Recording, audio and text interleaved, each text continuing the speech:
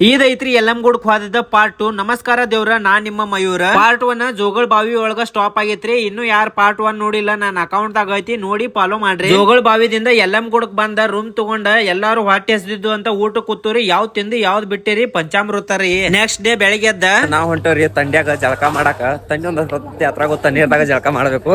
ಕೂಡಿ ಬಂದವ್ರೆಲ್ಲಾ ಬಿಟ್ಟ ಜಳಕ ಮಾಡಿ ಹೋಗಿರು. ಉಳ್ದವ್ರ ನಾ ರಮ್ಯಾ ಇಬ್ರ ಇದ್ದು. ಜನ ಜಾತ್ರೆ ಐತಿ, ಮಸ್ತ್ ಬಗ್ಗೆ ಜಳಕ ಆತು.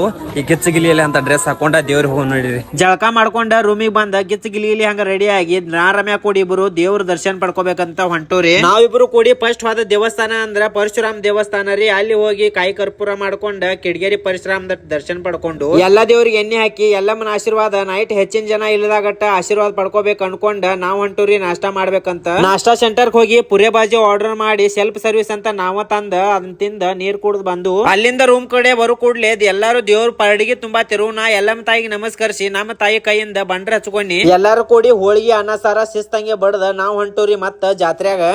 ಈ ವರ್ಷ ಎಲ್ಲಮ್ಮನ್ ಜಾತ್ರೆ ಹೆಂಗ್ ನಡೆದೈತಿ ಮತ್ತ 7:15 ನನ್ ಜಾನ್ ರಮ್ಯಾ ಇಬ್ರು ಕೂಡಿ ಬಂದ 3 ತಾಸ್ ಲೈನ್ ಹಚ್ಚಿ ನಮ್ ತಾಯಿ ಆಶೀರ್ವಾದ ಪಡ್ಕೊಂಡ ನಾವ್ ಇಬ್ರು ಕೂಡಿ ಹೊಂಟೋರಿ ಮನೆಗೆ. ಈ ವ್ಲಾಗ್ ಇಲ್ಲಿಗೆ ಸ್ಟಾಪ್ ಮಾಡೋಣ್ರಿ. ವಿಡಿಯೋ ಇಷ್ಟ ಆದ್ರೆ ಲೈಕ್ ಶೇರ್ ಫಾಲೋ ಮಾಡ್ರಿ. ಇಷ್ಟ ಆಗ್ಲಿಲ್ಲ ಅಂದ್ರೂ ಫಾಲೋ ಮಾಡ್ರಿ. ಬಡೂರ ಅವದನ್ರಿ.